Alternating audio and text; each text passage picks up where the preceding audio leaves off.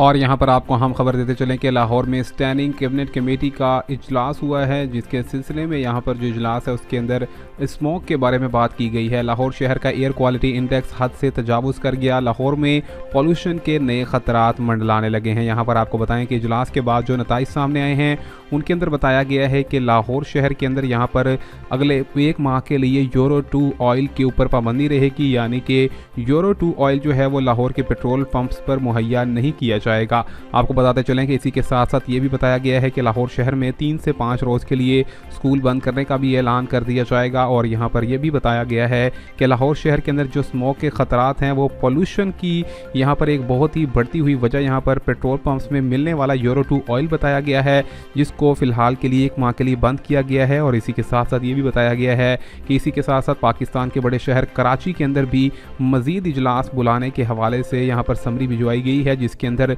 कराची शहर की भी एयर क्वालिटी को कंट्रोल करने के लिए वहाँ पर भी यहाँ पर जो यूरो है ऑयल उसको बंद किया जाएगा। और इसी के साथ साथ वहाँ पर स्कूल बंद करने की भी तजवीज़ पेश कर दी गई है।